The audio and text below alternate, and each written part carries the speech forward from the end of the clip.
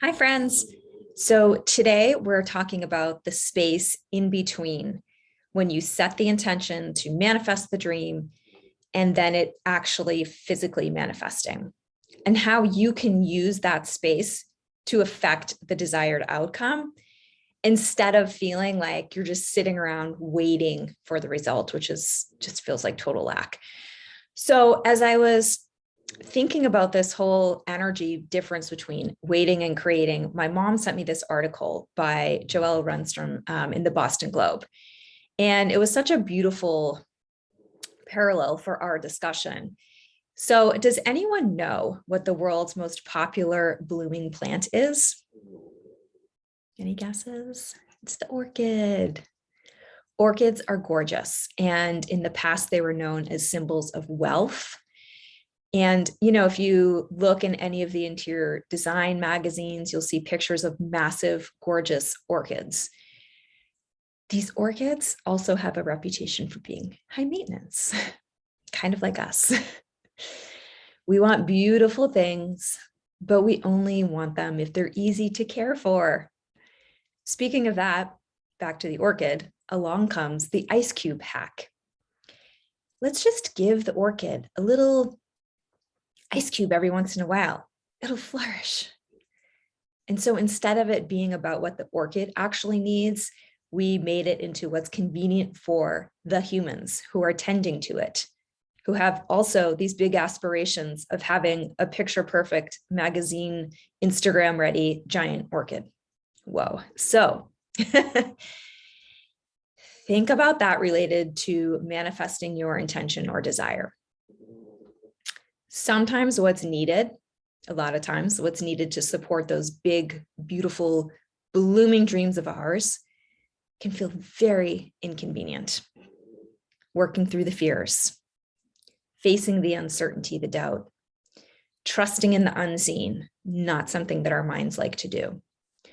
So it's all very inconvenient, especially to the mind. The doubts, the fears, the uncertainties, the delays can feel traumatizing if we let them, and inconvenient on a smaller scale. So who's with me on that? We'll talk about that more in a minute. Let's get back to our orchid here. So when an orchid drops its flowers, a lot of people just throw the plant away because they don't see the bloom.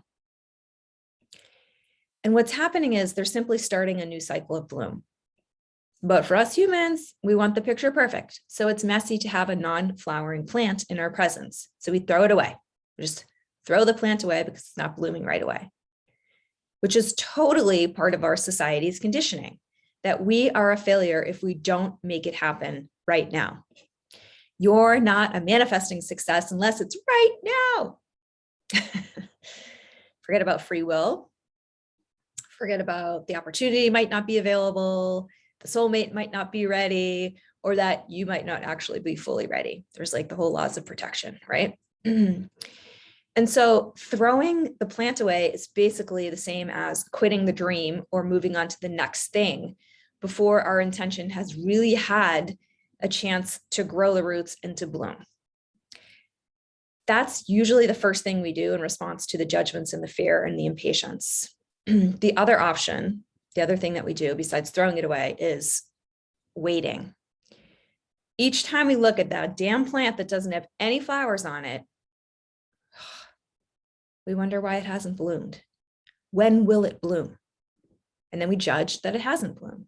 And we question, like, do I have a green thumb? Can I even do this?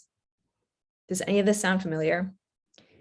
So waiting is an energy of lack.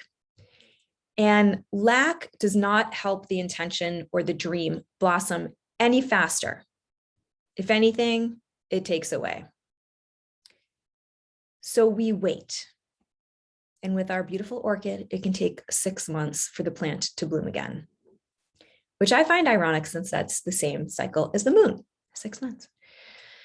Now, there have been studies done on water and plants, and you've probably seen this or read it, maybe seen pictures, but we know for a fact that the energy affects the water and the plants. The chemistry of them literally changes based on the words that we share. the words that we say to our beautiful orchid or other plant. And when the scientists look under the microscope, they noticed that the water molecules that had been spoken lovingly to looked like beautiful snowflakes. And the ones that didn't receive the love, they looked like muddy, dirty snow from the East Coast. That's all I can think. Like muddy, dirty snow. Like snow looks so beautiful at first and looks disgusting after a couple of days. So negative words looked like the dirty snow. Loving, positive words looked like the beautiful snowflake, which tells us like energy is everything. And our dreams and intentions are no different than that water or that plant. The words you feed them, the thoughts you feed them, affect the vibration of the dream, of the intention. So knowing that, how do you think it affects a plant, your desires, when you're hovering, stalking, doubting if it will bloom, projecting your fears and uncertainties? Maybe I don't have a green thumb. Maybe there's something wrong with this plant. When will my friends, what will they think when they see a plant that has no blooms? That's what I call waiting, the lack energy. And then the other side of that is creating, holding the space, letting it know you're supporting it through the watering, through the fertilizing, through finding the perfect spot for it so it gets the right amount of sunlight and shade. Speaking kind words to it. I love you. I know you're in your season of growth. I'm excited to see your blooms one day. That's the same opportunity we have with our intentions. And that's the energy of creating. When we take that space in between the intention and the physical manifestation, and we add a positive vibration to it, that's creating. We add lack by engaging in the energy of waiting. But we get to add to the vibration of the intention to hold the space for the dream, which is a continued energy of the creation process. So right now, as I record this in the US, we are in harvest season. And it's called a season because we're not meant to be blooming all year round. And so you have a choice in that space between when you set the intention and when it physically manifests, to shower the intention with faith and love. I know some days that's not easy. And on those days, it's a matter of feeling your way through the doubts and the fears back into your truth, back into your faith, back into your trust, back into your belief, holding the space and feeling the energy of it, connecting with the energy of it, even if it isn't physically in front of you. Or we can let the mind run wild and believe all of the fears and the doubts and the uncertainties and everything else that's coming up. So with life and business, I call this the difference, as I said, between waiting and creating. You can experience the doubt. You're human. You're going to experience fear. You're going to experience doubt. And you can respond to it in a way that puts you in your power or leaves you a victim of your circumstances. So those are kind of the two approaches, right? That's the power that you have, though. Respond to it in a way that elevates the process or delays the process. So you can spend the time in between that space in fear or in faith. And like I said, that's not always easy. I get that. I'm not saying it is.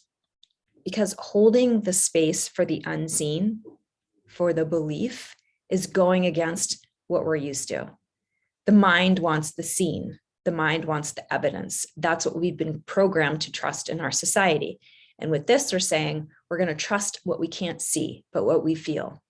So it goes against a lot of things that have been programmed into us. But again, that is your power through your thoughts, through your energy, through your emotions. You hold space for the bloom. So let me ask you, can you guess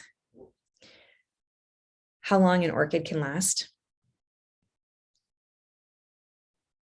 Well, my friends, the longest living one that they've found is 160 years old, which if it blooms twice a year, that's 320 bloom cycles. Because you can't see it yet doesn't mean it's not going to happen. You can tend to your desire and you can see hundreds of blooms, literally, off of the same manifestation. Or you can throw it away, give up on it, abandon it. It's your choice. So which one do you want to choose? I'm taking a deep breath. That's my body's way of like connecting with what I just said. I know which one I'm choosing.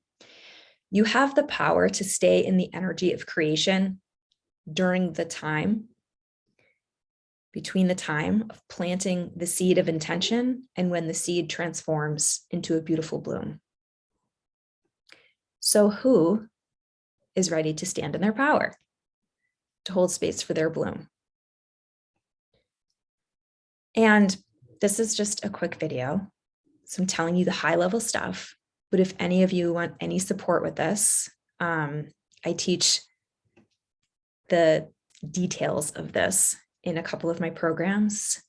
For any of you who are spiritually minded, soulpreneurs, entrepreneurs, there's my program Driven. So get on that wait list. And then for those of you who want to apply this to multiple areas of your life, feel free to send me a message because my program Magnetize, this is exactly what we do. So thank you for listening to this and just take it in. Go buy an orchid. And when the blooms fall off, just as an exercise of putting your stake in the ground that you are holding your space for your desires, let that sit in your office with no blooms and enjoy it and send it some love and do the same thing with each of your intentions, dreams, and goals. All right, I'll talk to you next time.